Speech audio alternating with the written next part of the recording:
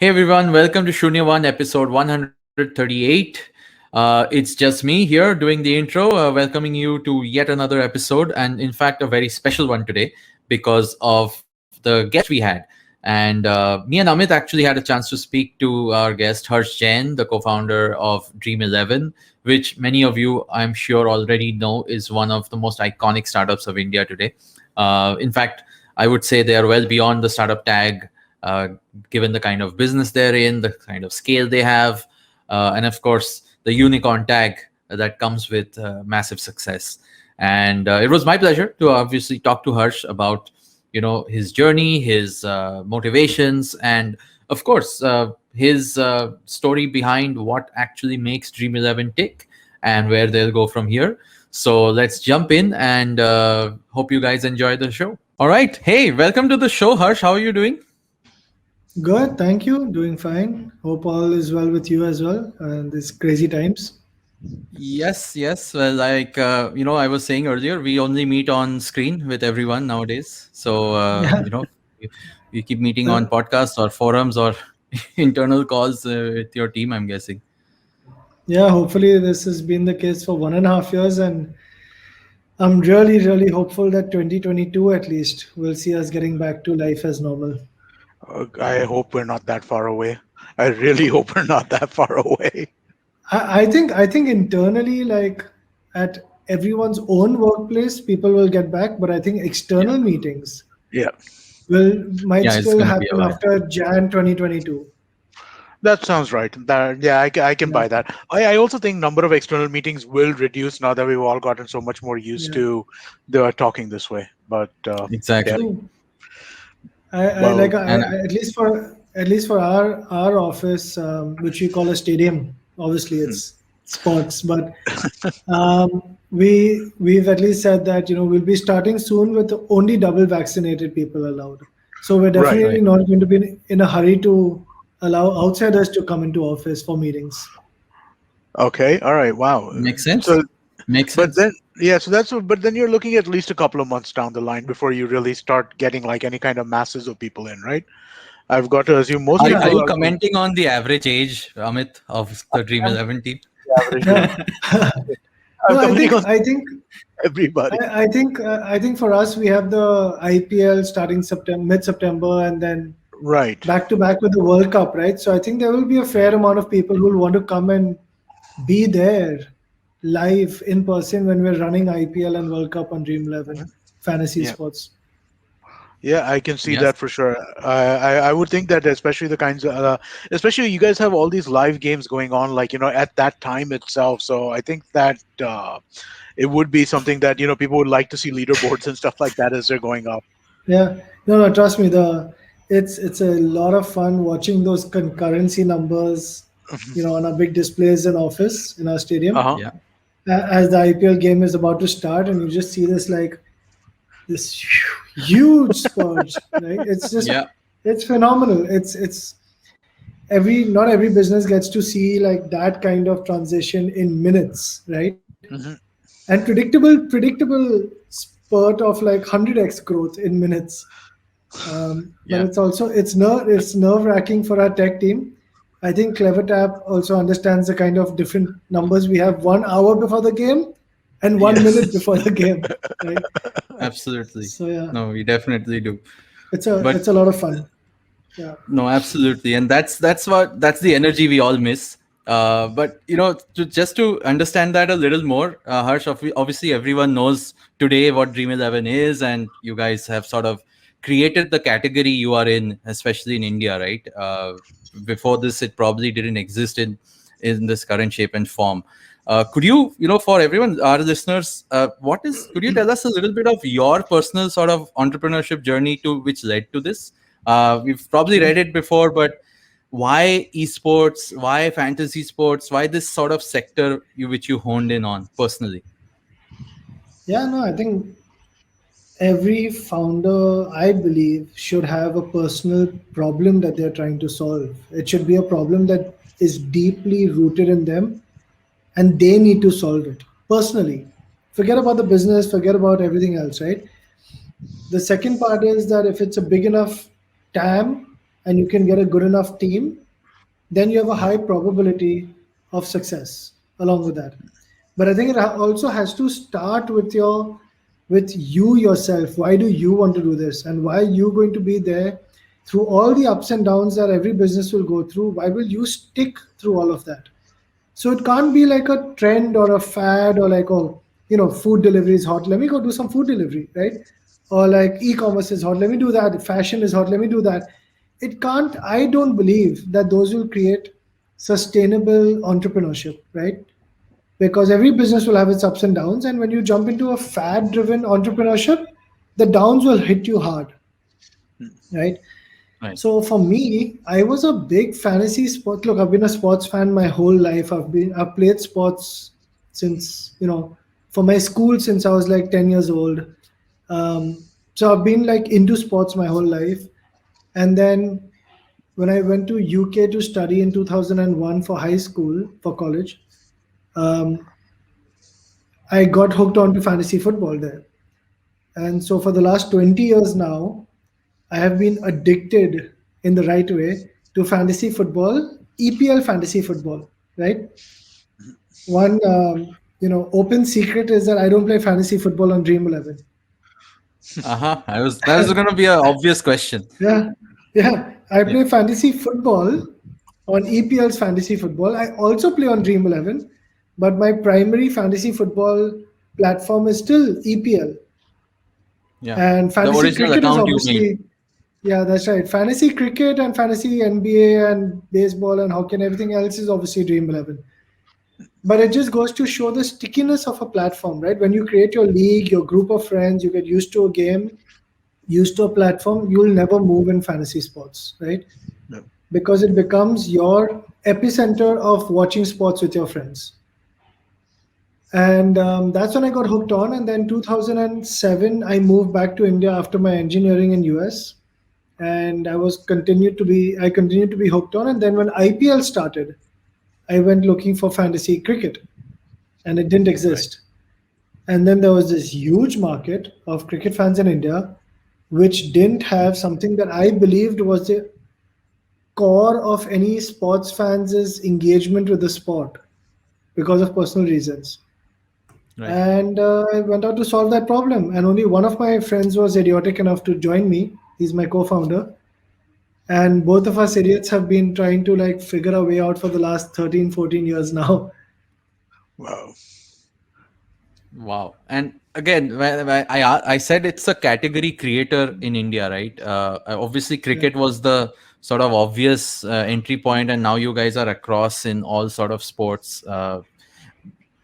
And these are all because obviously there's a market for it in India as well, right? There are takers for people who, like yourself, maybe were playing on for platforms abroad, and now they're getting to play on sort of a homegrown Yeah. platform.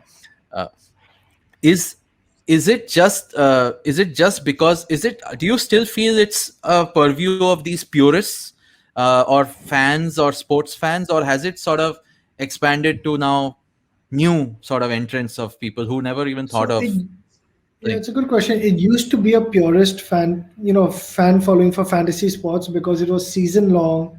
You had to commit to managing a team every day for months on end, right? And be on top of every team, what's going on, what's not, which players are doing well, injured, etc., etc.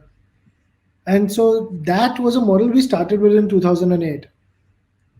Right. And 4 years and many hard lessons later, we flipped to the model you see today, which was breaking down that season long game to a per match game. And Daily when we fantasy, moved if you will. daily fantasy, but daily fantasy is actually daily. It includes a Oh, bunch of games. okay. We moved to the per match model, Oh, okay. right? So daily fantasy game is like Saturday fantasy football or Sunday fantasy football, So which might whatever have one games game, are which might have, playing. yeah, which might have 4 or 5 games on that, right? We moved it to a per match because that's essentially what works in India also, right? The shampoo bottle versus a sachet showed us that people don't like to buy a whole bottle, even though it makes more economical sense in the long run. They like to buy sachets, use, throw, be done with it. And that's the same thing with fantasy football. We created the sachet version of fantasy sports, and So that it got instant gratification, was attuned to the low attention span of this generation, and gave people an ability to only play fantasy sports for the matches they are watching. They don't have to worry about all interesting. the other players. So all the other sports you've also evolved into similar kinds of games where you're That's playing right. single match games. Wow, that's really Yes. interesting. It's very different from my experiences that I've had in fantasy. Right? Yeah. We, as a family, like we have a lot of my family is US based, and I went to school over there and stuff like as well. So they have this like yearly NFL fantasy football pool, Yep. Yep. right? Everybody puts in like Yep. $5 or $10, and You whoever have wins at the end. your draft, Yeah, you have your pool, you have your league, you have yeah, banter.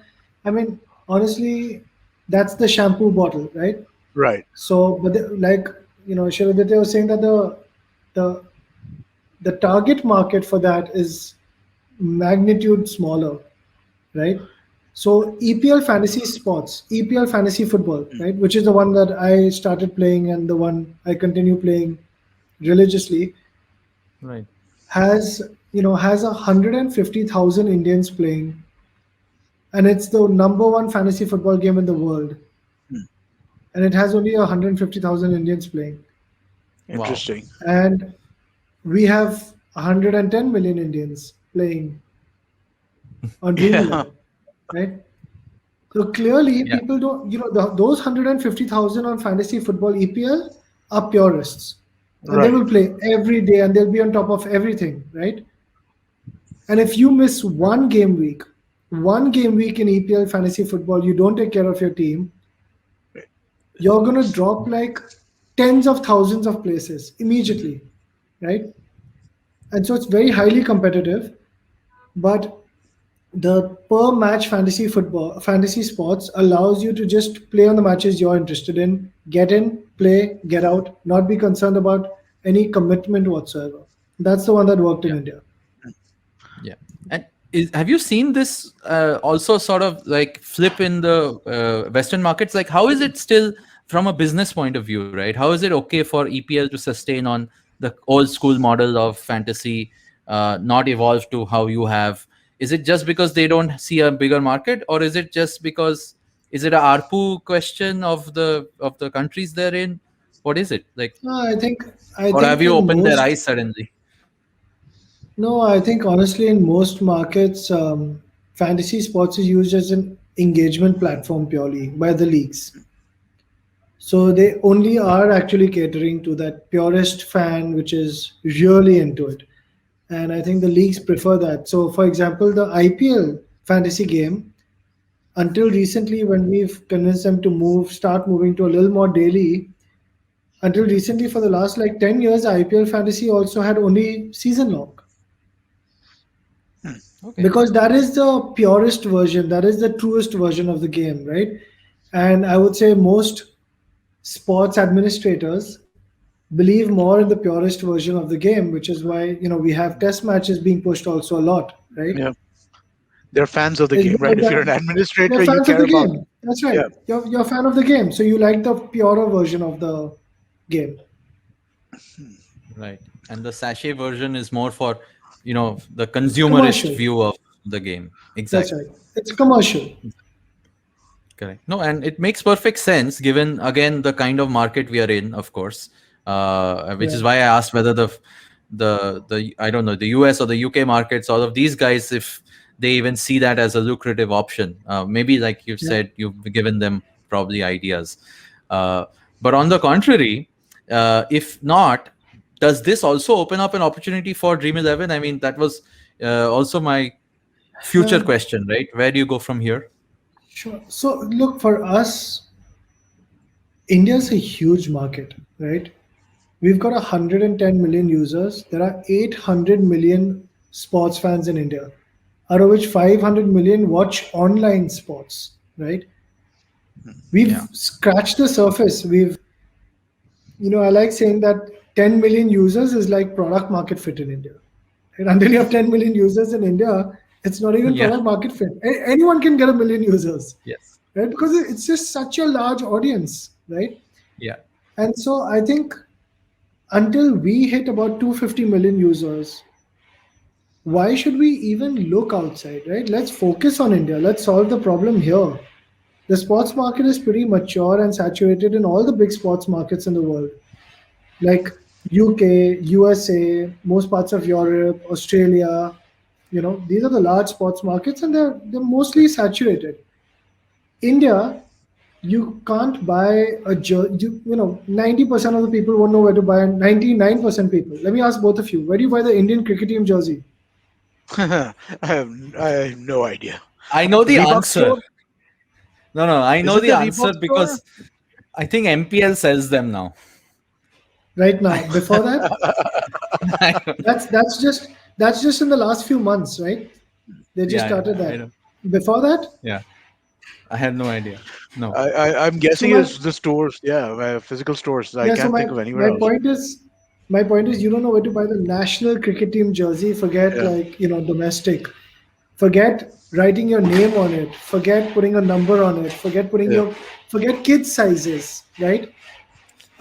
If you wanted to go to a match, let's say if you wanted to go to Eden Gardens or sorry, they've renamed it now, but let's say you wanted to go to like Chinnaswamy Stadium or anything, where would you, what, when you go to a match and you sit, you're buying a ticket, what view would you get?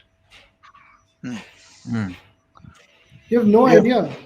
Yeah, exactly. yeah. There's We no don't have Like, the. the like, yeah, Yeah, like, you you you don't want north, you want northeast, northwest, southeast, southwest, you want know. behind the But wicket, right? what are you going to see when you get that? I've seen that But in are you the gonna? Yeah, you yeah correct. Are you gonna in sit the and have a pole in front of you? Right? the obstructed view seats and stuff like that, Yeah, and like correct. basically you get the video of what it looks like from your seat, or kind of That's like right. it's not exact, but I've Correct. seen that. I have seen that. no, Yeah, no. What you're right. about You, I've. sports? What about sports memorabilia? Nobody knows where to buy like memorabilia. My point is that the sports market is completely. There's only one thing that works in sports in India, Hmm, and that's broadcast. Broadcast Yeah, rights works, right? Especially for the Indian cricket team. right. Even broadcast rights for everything else is picking up slowly, but it's not yet there, right? Hmm, But it's picking up. Everything else in sports in India is pretty much undervalued. underserved, undervalued, and the Indian consumer gets screwed because there's no one building that. Yeah, hmm. And yeah. so we are here, as to answer your question, we're here to expand our fantasy sports offering to solving for everything that a sports fan needs in India. So we've started sports content and commerce and statistics with Fan Code, a new product, which has about 20 million installs already. We have Dream Set Go, which caters to sports travel and tourism and going and watching matches live and experiences. We have a fintech arm called DreamPay. We have a couple of investments into a sports astroturf solution, which helps you venue bookings for playing sports. We have an esports investment. And so, the point is we'll keep expanding into sports. We'll be looking at sports IoT, sports AR, VR. Wow. We'll look at everything to do with sports in India and solve the needs for our user base of hopefully 200 million users in the next couple of years on Dream11. Will not just be playing fantasy sports, but will have personalized sports products and services being offered to them under our group through different products. So That's basically brilliant, right? moving beyond gaming and into like basically That's right. everything. Awesome. Everything That Experience sports. of sports. uh, so And that builds well on your, I think, the original, the point you made about an entrepreneur needs to be passionate about the core sort of core That's problem or right. the core area, right? So it's not that you're a tech entrepreneur who built an app for fantasy sports user base in India. You're I'm a someone who sports wants to. fan. Yeah, yeah, and I I'm think here you've to taken that to. I'm here to hopefully like help solve the sports problem wherever we see it. So, Harsh, what are some of the major structural hurdles you see in sports as a industry right now in India? Right? Because I mean, like you're right, it is massively under supplied, under supported, under everything. Right? I mean, like compared to the size of the country versus where the sports performance lies, the sports participation lies, all of that, right? So what are some of the major structural hurdles you think we need to overcome as a country for us to basically Yeah. get to where you want us to be? I think finally it gets to monetization, right? Mhm. Look, the reason why IPL and BCCI is doing well is because their broadcast rights sold for a big amount, starting with like I think it was 1992 or somewhere around there, right? That there was that one big deal. When Um, Star Sports and ESPN entered the country, the yeah, first one. yeah, yeah, that's right. And then it kept getting bigger, bigger, bigger. Today, it's at par with all the top leagues worldwide, right? Mhm. Now, because of that, the league gets money, the BCC and IPL make money, the teams make money, they Yeah. spend on players, the players make money, and because the players are making money and they want better players, they spend on grassroots development to create that talent pool. And parents are now okay with their kids pursuing cricket as a profession because they're not trying to be those 11 players out of a billion people. Yeah. Now, if they can be a top 1,000 players in India, they have a chance at a very decent revenue potential and a career monetization potential because of IPL and state cricket. So state cricket is Yeah. picked up because that's where the IPL picks up from the talent, right? Yeah. And so the whole cycle gets going. We have to figure out how to monetize not just BCCI men's cricket, but also all the way down to state and the state federations, and below that the local federations, right, at the state level, at the city level. We have to figure out how to monetize those. The minute the monetization starts working, and that's why I'm saying you need to personalize. Maybe there's like 1,000 people who want to watch the match, right? But that's 1,000 more than they are currently because they don't have the money to produce that match of high quality and serve it on a digital platform, even to those 1,000 people. So Mhm. you need to take the Airbnb approach, not the Marriott approach. Today we're at a Marriott approach. The top Yeah. five It's a star properties in princely. It's a sports. princely game. That's Yes. right. The top 5-star properties in sports make money and everything's good and peachy and everything's great. But the homes, the bottom, they are lying extremely inefficiently used and not utilized, right? So that's the approach we're taking to solve the tier 4, tier 3, tier 2 games in India. And do you think other sports are also going Yeah, to yeah, follow similar models? absolutely. So this isn't just for cricket. We now have about 10 or 11 sports that we offer on Dream11. So we Right. cater to all of them. And do you think the Yeah, same thing will play out across other sports, the same way yeah, that it is with cricket, where the larger rights then kind of trickle down into the broader ecosystem? yeah, sure. Yeah, sure. So look, I that's what we do at Dream11. We don't just cater to cricket. We cater to about 11 sports, and so we do cover cricket, football, basketball, kabaddi, hockey, volleyball, handball, baseball, American football. I mean, we cover so many sports. The point is to make India that multi-sport nation, and not just we are cricket obsessed. There's no running away from that. Are any of the other sports ever going to match up to cricket? No, I don't believe so. But can we move from 100% cricket nation to, let's say, a 60% cricket nation? That's the hope. With all the other sports being 40%, that's the hope. And I What do you can think is say going to be that number two 5 years from now?